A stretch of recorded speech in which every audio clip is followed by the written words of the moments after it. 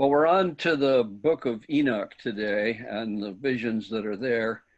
Um, Enoch is interesting character in the Bible because in Genesis he was a righteous man in an unrighteous world, and because of his righteousness, it says he walked with God and God took him, which means he didn't literally die on earth.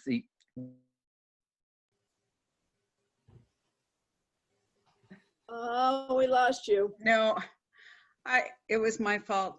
Jim, can you unmute yourself? I accidentally muted you. Am I back? Yes. Go ahead. Okay.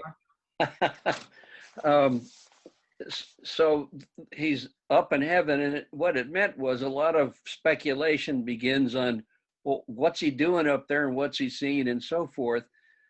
The material that's collected under the name Enoch now that we're studying really picks up that and then records the visions that he has up there, but also a lot of other information. So Enoch is one of these figures in the past that people pick up. The other figure in the past they pick up, which is our next work, would be Daniel, who's also a wise man from the past, and they'll pick that name up and use it. So the Enoch literature is not by Enoch, but about Enoch, if you will. And it is a collection of material that only exists in the Ethiopic language, which I don't read or speak. So I'm with the English. The English that I found the most helpful, by the way, is this little book on the translation of Enoch by Nickelsburg and Vanderkam. This was the translation they used in the 2-volume massive work they did on Ezekiel. In any case, there are fragments of this work in Aramaic that were found at Qumran, that is in the Dead Sea Scrolls, and there are fragments in Greek as well. But the speculation now is that the text was probably originally written in Aramaic, and that it then got translated into Greek and then into Ethiopic, and the Ethiopic is the only complete text we have. So that's the one that people translate and work from it when they're doing it. But it's a collection of material that probably some of the oldest material may go back as early as the 3rd century before the Common Era, and some may go into the 1st century of the Common Era. So you can see it's over a long period of time that this material was written and then finally collected together at some point under the name of Enoch. The material that we're particularly going to be dealing with is what's called the Book of the Watchers. The Watchers are angels, and so that we're looking at the first 36 chapters of the book, but we're only going to be concerned with the first 14 to 16 chapters anyway, and because that's where the vision shows up that we're going to be concerned about. But I thought we might take a little time to set the context up for the vision. This is a little different than what we've run into in Ezekiel. That is, there's a vision there that's very similar to the one that Ezekiel has, but the Enoch literature puts it in a narrative context, so the vision is used to serve the purpose of the Enoch author. And that's what I want to show you how that happens, because the vision in Daniel will also be used by the author for a narrative purpose rather than just the vision itself. While we're concerned about vision literature because we're trying to build up a sense of a visionary vocabulary and insight in order to make sense out of Paul when we get there. What we're looking at now is the attempt to try to use the visionary material to apply it to some kind of historical circumstance. The Enoch literature is designed for one major purpose, and that's to say, what is the cause of so much evil in the world? How come? This is traditionally the question of theodicy, which is, if God has power and is good, then how come there's so much evil? Why hasn't God done something about it? That's the context that Enoch picks up. He doesn't really answer the question, but the book is designed to say those who are loyal and righteous like Enoch, they will be rewarded for this. But those who are involved with evil, they will be punished. And so this is a story to try to give hope to those who are in obedience to God, and to say to those who are creating the evil, their future is limited. The other interesting thing about the problem of evil in Enoch is Enoch doesn't go back to the Adam and Eve story to say evil came because they disobeyed God and they're kicked out. He picks up rather a passage in the 6th chapter of Genesis where angels are lusting for human women and have sexual relations and create giants. We'll look at that passage a little while later. But finally, evil is so powerful to the author of Enoch that it can't be just human. There has to be something greater than that.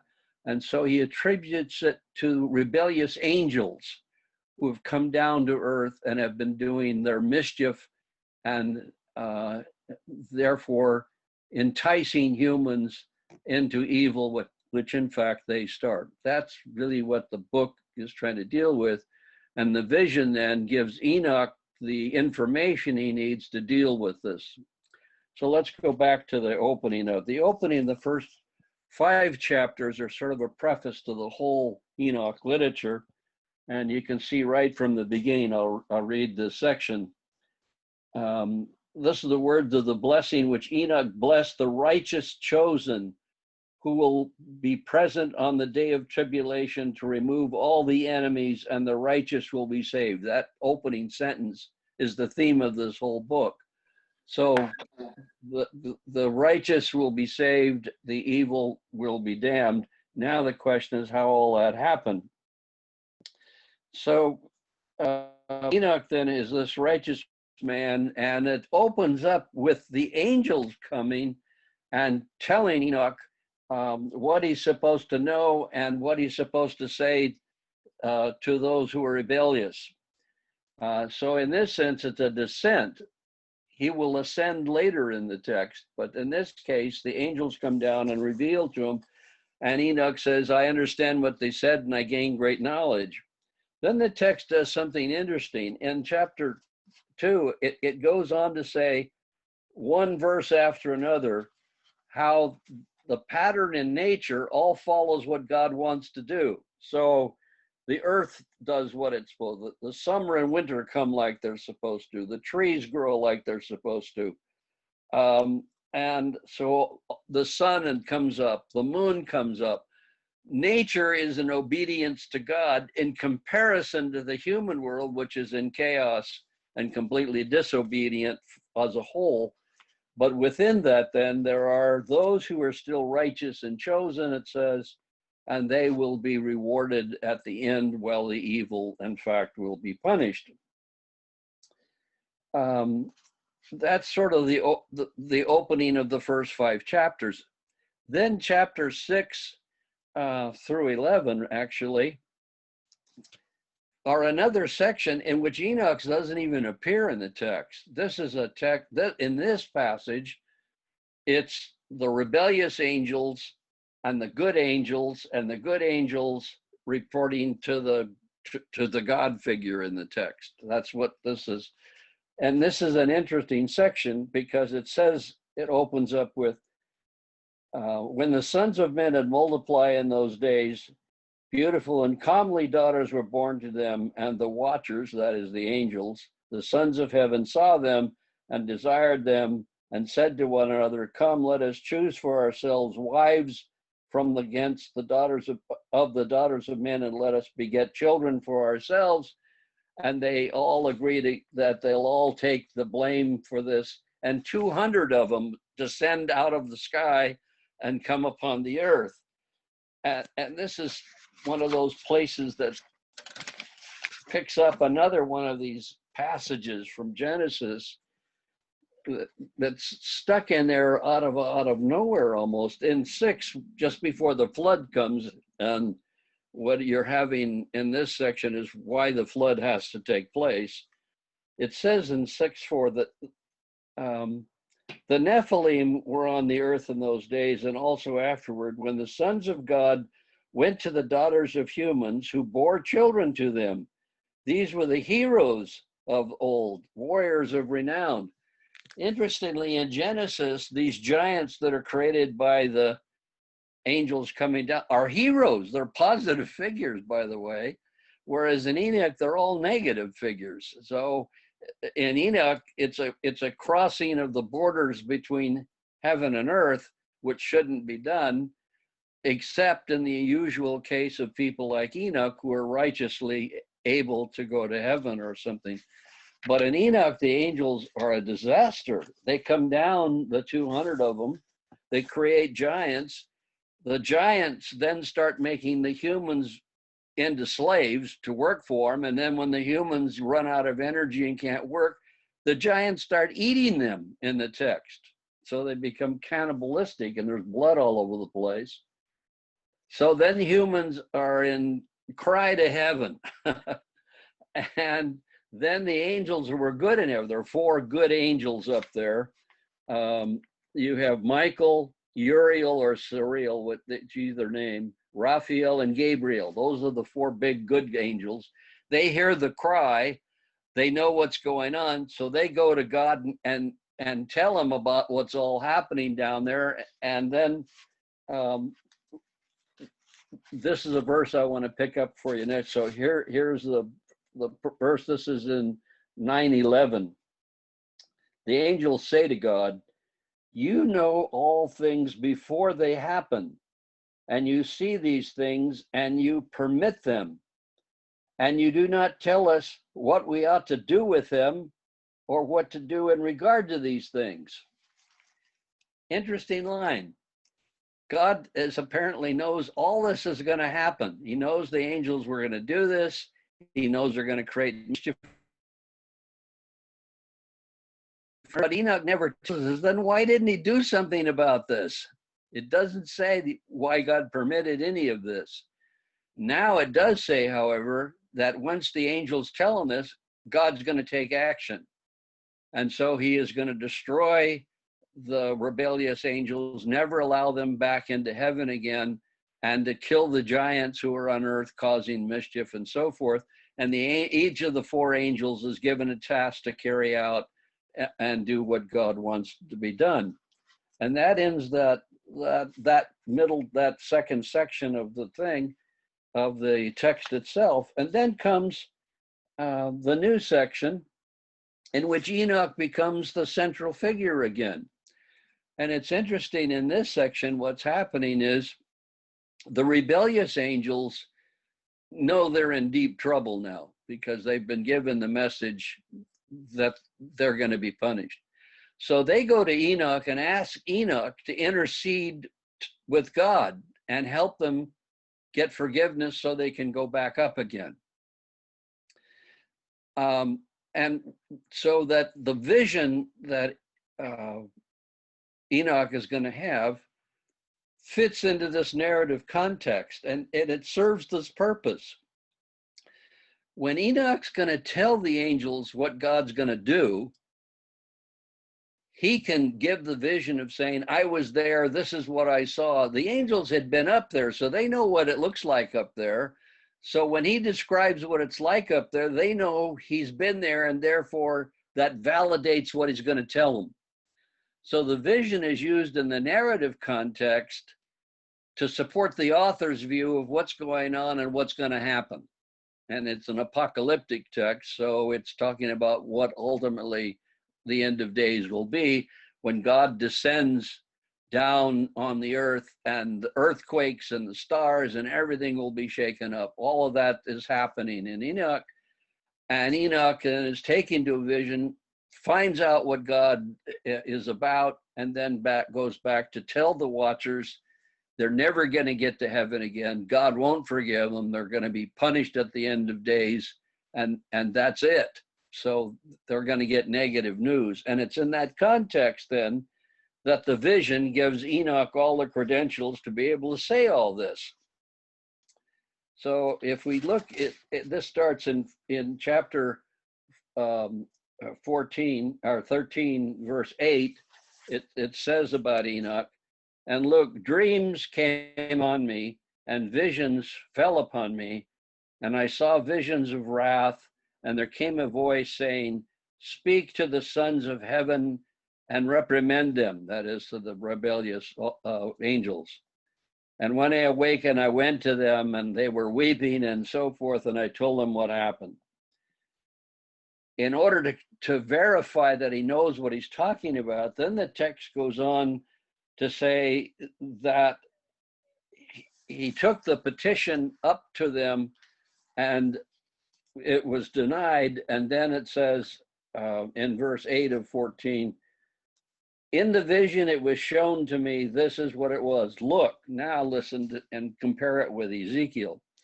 Look, clouds in the vision were summoning me, and mists were crying out to me, and shooting stars and lightning flashes were hastening me and speeding me along, and winds in my vision made me fly up and lifted me upward and brought me to heaven. So here he is doing the ascent literature, and he now is in heaven, and his vision is there. There's also a change taking place between Ezekiel and Enoch. Remember, Ezekiel saw a vision, but he sort of stands back and looks at it. Enoch's going to walk around up there and get involved in what's going on. So it's a little, the vision is more advanced in that sense. So he says, I went up until I drew near a wall built of hailstones, and tongues of fire were encircling them all around, and they began to frighten me. What's in the image, you get opposites, cold and heat together, fire and ice. All of the things are united into a unity. So the opposites in the universe are brought together in unity in the experience of heaven. And it's unnatural, so Enoch is trembling with this. And I went into the tongues of fire, and I drew near to the great house of hailstones.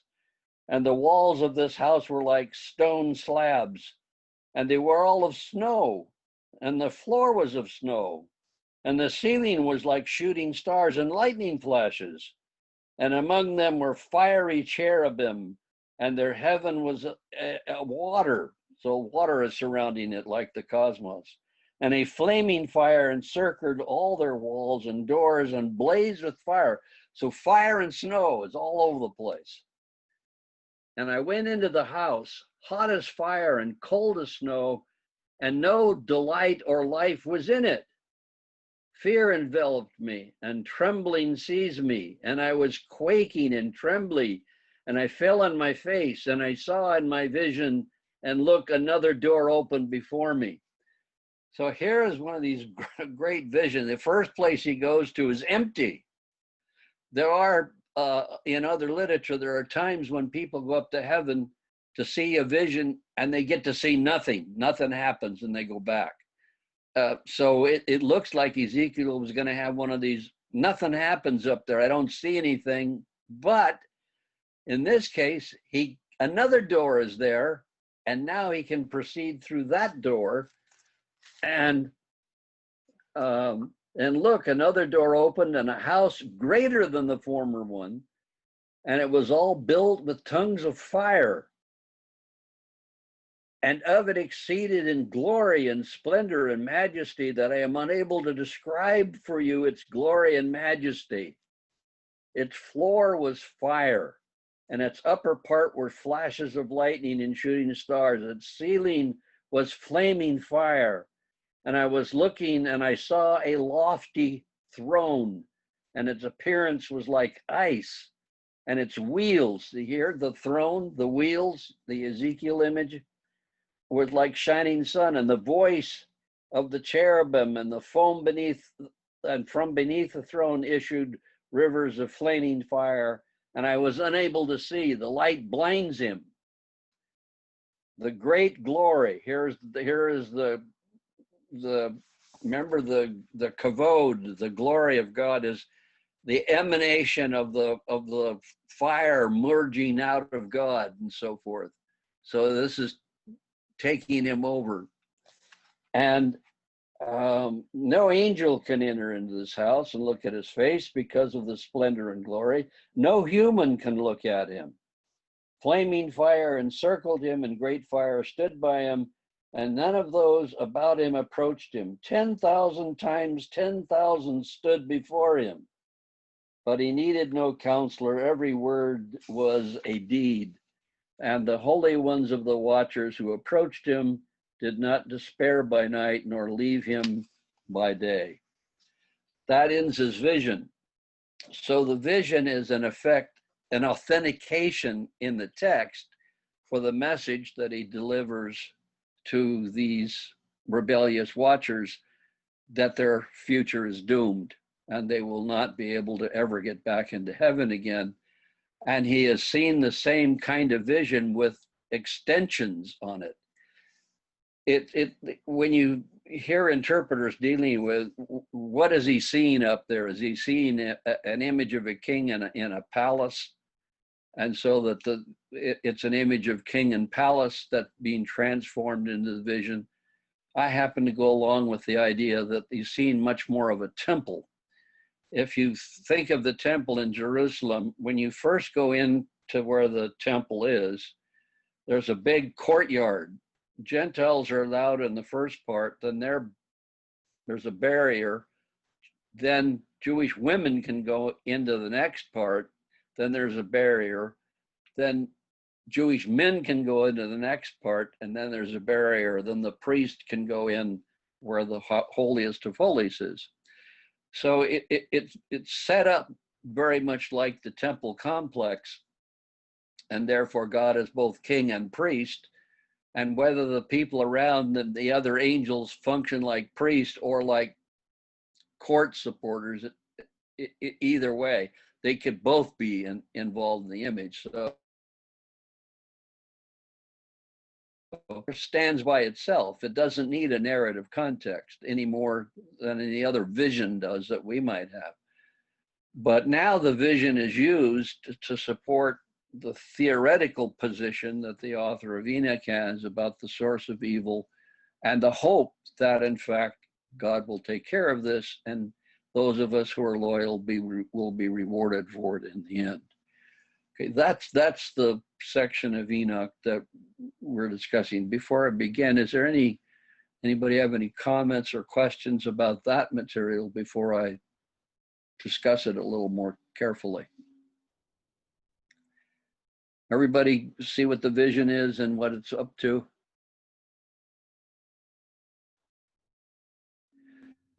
Jim? Okay, well, in an attempt to try to see what this vision might have for our own lives, I raised the question about the problem of evil. And I want to discuss it both from, yes, Leslie, did you have? Chris had a question. Chris has a question? Yeah. What is that? Why is that?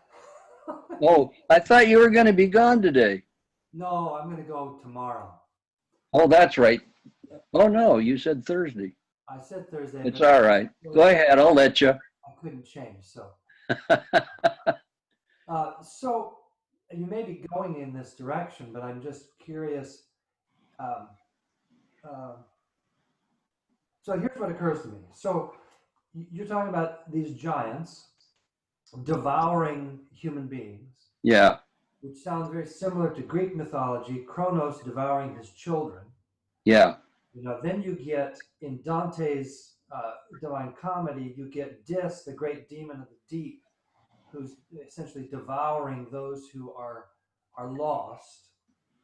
And so I'm wondering if you're going to be talking about how these visions often became literalized, and Yeah. the way people thought about cosmology, the planet, our place in it, but to what degree are these really projections of the internal life, all the stuff that we struggle with, the demons, the darkness, the giants, the angels, the bright angels, the dark angels? How, to what degree do these visions map outwardly internal realities. So in what way are they symbols of the internal process? So I'm even thinking about, I pulled out Jung's Red Book, Yeah. which is a record of his visions, and he'll say things like, in the second night thereafter, I'm walking alone in the dark forest and I notice I've lost my way. I'm on a dark cart track and stumble through the darkness. I finally come to quiet, dark swamp water. I mean, over and over, his visions in the 1920s were so consistent with this kind of material, but they're all about internal processes. Right. So we have often literalized them and then we dismiss them because obviously this can't be true. Yeah. So I think you're moving in that direction, but do you want to comment about that now or? Yeah. Well, I think there are a couple of things going. One is the vision that was a vision, I think, is clearly coming internally out of whoever had the vision. And so it is clearly something emerging from deeper in the self, as I see it. But the author of Enoch is picking up material from the culture. And I think he's influenced by Greek culture. In this case, he also is influenced by the Prometheus myth as well, because the angels who were rebellious and come to earth are not only there, and their sin is not only they've done sexual things, it points out all of the things they have revealed, secrets of heavens to humans that humans shouldn't know. Weapons of war, for example, are one of the things they teach humans, and that adds to the evil in the world. They teach women how to use cosmetics, which is an evil thing, by the way. And they teach the use of roots and various other things for healing and so forth. So there's a series of things that they reveal, which is very much like the Promethean myth. So part of their problem is not only are they sexually active, but they are revealing to humans things they shouldn't know. So there's a cultural literary context that provides an environment in which this author picks up the material in order to talk about why he thinks evil's around on earth and what's causing it, and then employs visionary material to authenticate it.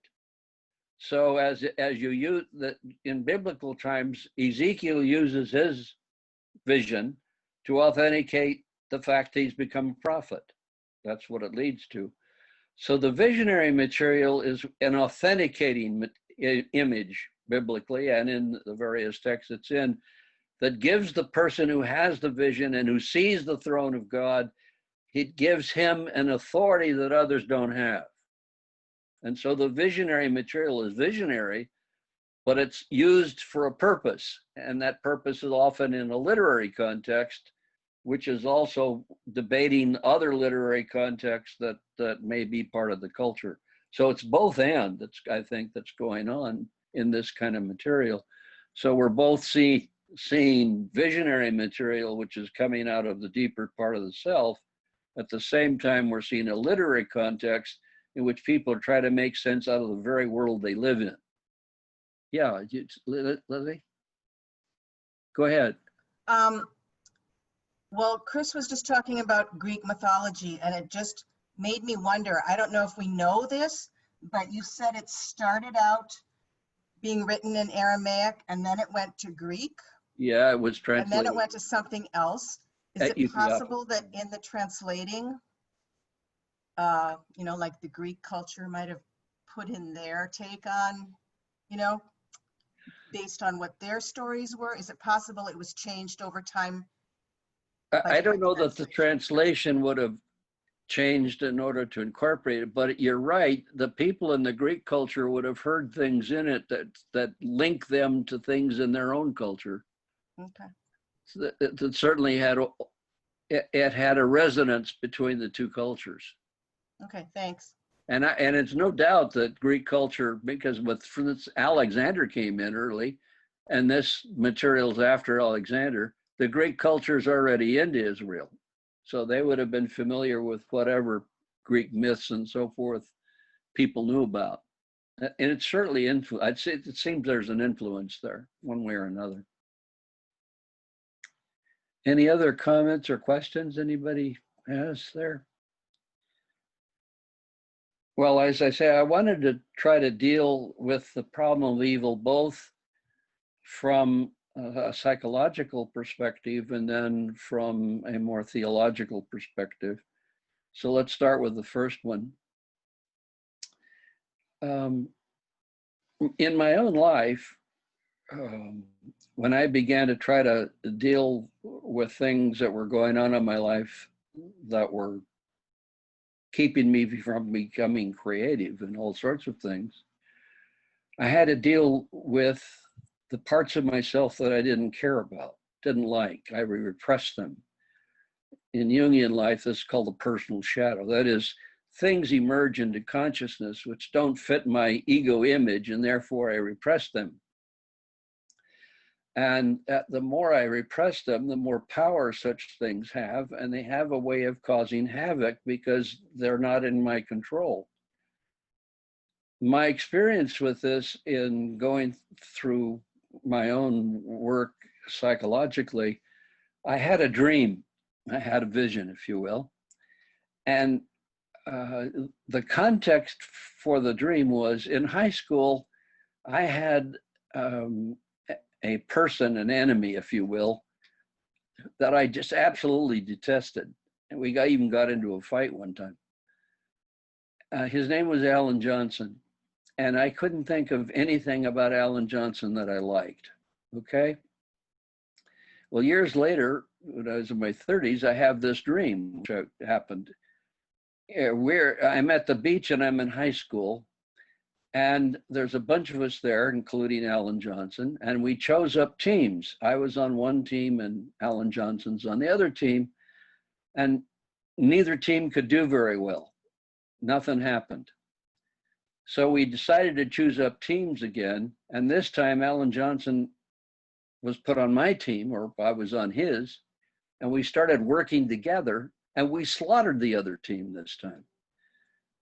So I woke up and I had to deal with the fact that something about what Alan Johnson represents is inside me. That dream at the beach wasn't real Alan Johnson, that was my inner Alan Johnson.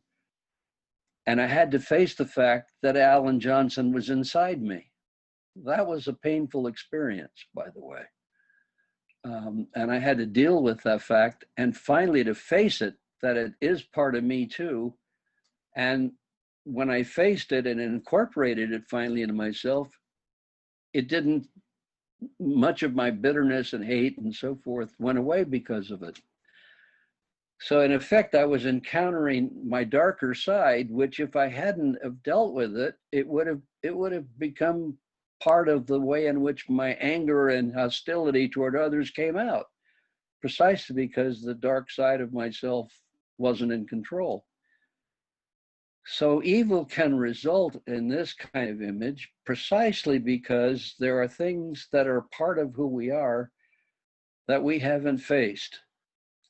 And in my case, it was if I put down all the qualities of Alan Johnson, and therefore in people like him that I thought were horrible, and put down why it was I didn't like him, it turned out most of that was inside me. That's what I didn't like. I didn't want it to be inside me. So I had to deal with it. So evil can emerge because we don't gain conscious control over factors that are part of us. And many of those things have qualities in them which help us and are not negative. That's the other side of it. When I incorporated Alan Johnson myself, it enriched myself. Excuse me.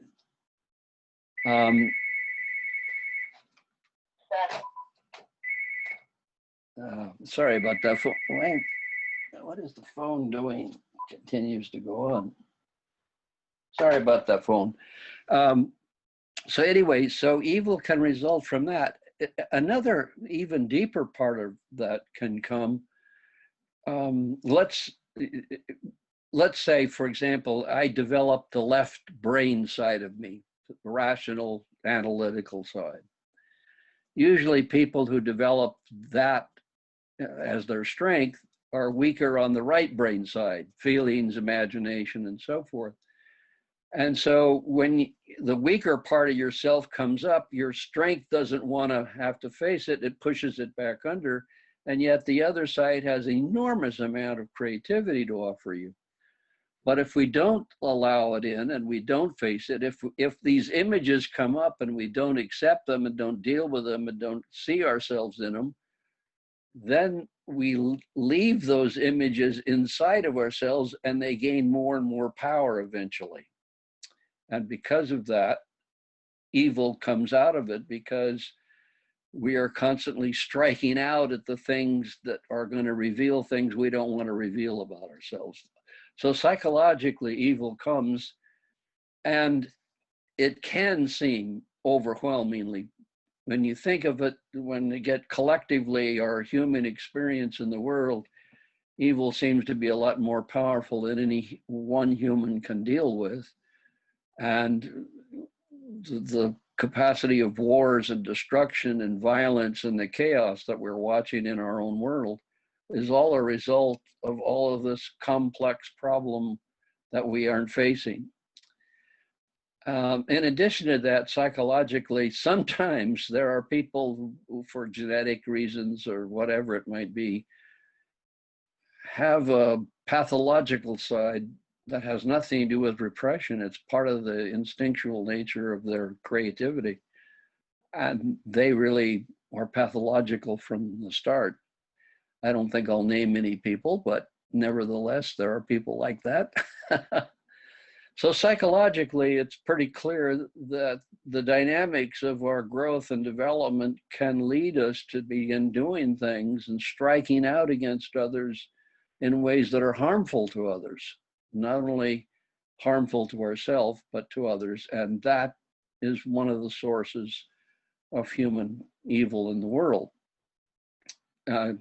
Before I get onto the theological issues, is there any questions, comments, any about this? Does this make any sense to you guys, or from your experiences at all?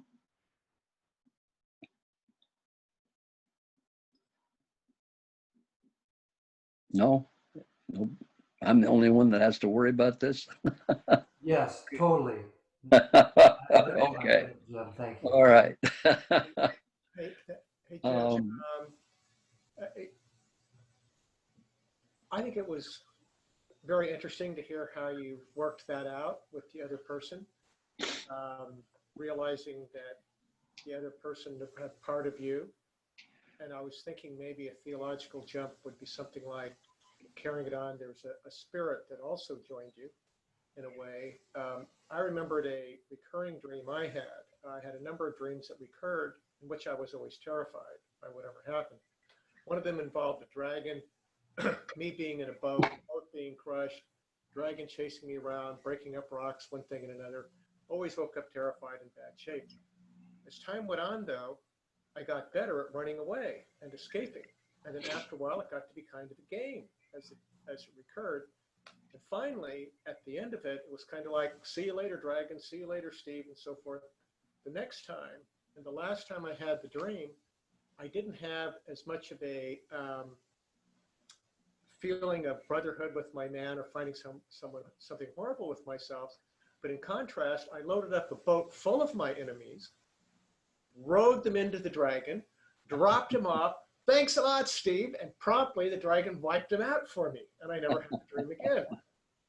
Now, so my interpretation, but I remember this, from being a boy, to me, this seemed to be about me dealing with something from the unconscious, subconscious, or whatever. They're just dealing with fear and how I had to do that. And it was interesting that the familiarity, just becoming familiar with it, becoming used to it, the fear left eventually when the thing. Yeah.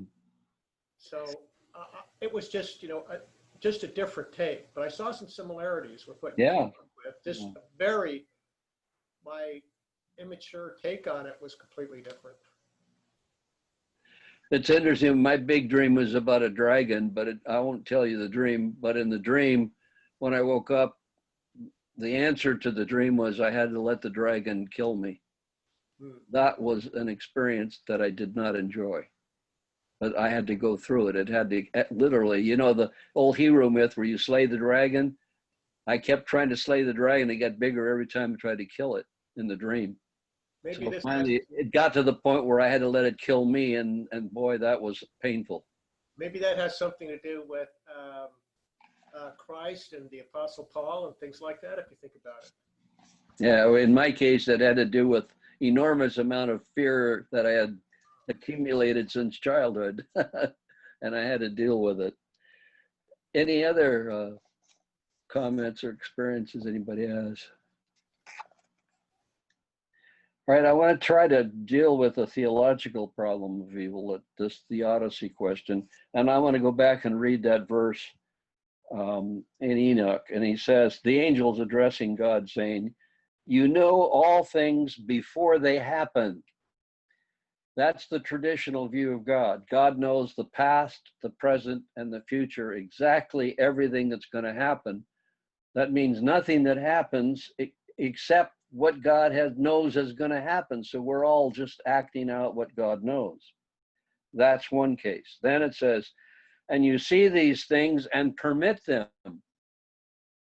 Well, why does a good, benevolent God permit them? What's that all about? Enoch doesn't tell us why. It just says that that's the case. That creates the problem that somehow God is ultimately responsible for the evil. He's permitting it to go on. And that's a problem that Western theology's had for some time. And he says, and you don't tell us what we're supposed to do about this. So humans are left in ignorance in relationship to the problem of evil. So let's talk about the traditional view of God. In the traditional view of God, we've given God some categories, and it creates problems. The number one category is God is omnipotent. God has all the power, okay? This is in our hymns, it's in our creeds, everywhere you look, it's around. If God has all the power, then nobody else has any. And therefore, if nobody else has any, how come this evil exists? It's been a difficult problem in the West to try to talk about God having all the power, and yet evil exists. Augustine went to the point where say, evil is non-existent. It doesn't have any power. It doesn't exist. It's an illusion, almost. Well, that doesn't seem to work in our world. We know that it has enormous power. And also the notion traditionally is that God knows everything. Everything in the past, everything in the present, and everything in the future. He already knows it. And that means if he knows all these things are going to happen, why not take corrective steps? That doesn't get explained either. So there's been lots of, with those two ideas in mind, Western religion has had a horrible problem trying to solve and discuss the problem of evil. It leads to the issue in Camus. Camus would say, if God is all powerful, he's our enemy. He's causing us a lot of trouble. If he's not all powerful, then what's the point of worrying about him? Because then he doesn't do us any good. So this is the dilemma that's gone on in Western thought from the beginning. And yet the issue of all powerfulness is not scriptural. It's interesting. Sometimes they translate the term almighty or all powerful, but it's not an accurate translation. That category comes from Greek philosophical thought, and it's imposed upon biblical tradition. But if you look at the story in Enoch, God can't have all the power. How do you explain the rebelliousness of the angels? Obviously, they had the power to rebel and cause mischief. So God doesn't have all the power. He has enormous power, and he's going to use it eventually in the text, but he doesn't have all of it. So that challenges the biblical view, challenges the Greek notion of omnipotence. The other problem is if God knows exactly what's going to happen in the future, then he knows something that hasn't happened in the concrete, but already knows it as if it were concrete. That is, the future is a possibility, but if God knows it exactly what's going to happen, he knows it's concrete before it happens. None of it that makes logical sense. It's because of this and other reasons that as various systems have challenged some of these ideas, and process thought challenges them systematically. In process thought, the notion of God having omnipotence is nonsense. They would start by saying anything that has existence, from subatomic powers to whatever the most powerful creatures are in the universe, everything that exists has power. And if it has power, it means it can use that power in one fashion or another. So God is not omnipotent. God is powerful, but not all powerful. And if people have power, they can use that power as they decide. And that means the future is not known because it's not decided. The future is an open thing. God may know what happened in the past, and he may experience what we do in the present. But what happens in the future depends upon all of the entities that make up the universe using their power in one way or another. If we stick with the human world, we all do something in the next moment, and that moment helped create that moment. So humans, for example, are part of the creative process. We help create the world that we live in. God may be influential in it, trying to help us in the way we do this, but the world that we have is also a product of our own decisions and activity, which God can't know in advance. So God's knowledge is knowledge of the past and experiencing the present, but the future is an open future. And it's open to the creativity of all the people who make up the universe. And so therefore, God is not the sole creator of the universe in that sense. God is a dominant factor in the process, but not the sole factor. So evil then results from the fact that people have, and animals and things, everything has power, and they use the power, and often for selfish reasons, for their own benefit, and then affects others' lives, hurts other people, hurts other animals, hurts the environment that we're in. They do it because this is what they want to do.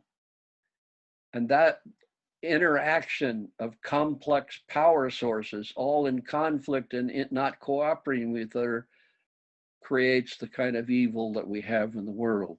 And God may try to influence, but the power that God has in process thought is not the power of coercion. In Enoch, God's going to send down the armies to take care of this. In process thought, back to Plato and the New Testament, God's power is love. It's love that God operates in the world. And love can't coerce you into doing something. It can try to encourage you and help you and support you, but not force you. So evil comes when we use our power in ways that are harmful to ourselves and to others and to the world and to the environment, indeed to the cosmos that we're a part of. And God is trying to help us with this, but can't stop us from doing it. So it's a different understanding. And so in the experiences that we have with ourselves, we have to accept the responsibility for the fact that we have power and how we use it, either creatively or destructively, in relation to ourselves and others. That's the problem that we're faced with in the world. And it's that problem that humans can do a lot about, but sometimes the collective problems of our clashing with one another makes it seem like it's an impossible thing to solve, and then we want God to bail us out. Well, in process thought, God doesn't do that. And that's the problem that we're faced with. So how do you react to that kind of idea? Jim, it's 11:53. Let me know when you want to do breakout groups. Oh, yeah. Okay. Thank you. And my second question is, after the breakout groups, do you want people to come back into the larger group? Well, we'll see if somebody wants to report anything. Sure. Okay. The break I gave you, it was 2 weeks ago now. the gods of electricity challenged us last week. I was going to kid and say, is the smoke going to wipe us out this week? In any case, I left you with some questions. One, in the midst of our own pandemic and the fires and everything else, what images may be coming up inside of you about all this, positive or negative? That was one question. Secondly, have any of you had an experience which you would say God was part of that experience you had? And if so, what is it like? And third, if you could imagine seeing God, what would you see? Would you see a throne with fire and snow? Or what do you think God would look like if you saw God? Those are the questions I asked. So she's going to arbitrarily put you in groups of what, 3 probably, and you can tell each other what you think about it in this. Then we'll come back and see if somebody would like to report to the rest of us. Okay, Julie? Okay, I think I'll go with 4 since we have 16 screens. It'll be evenly divided. Oh, okay. Okay. All right, here goes. Hold on for the ride.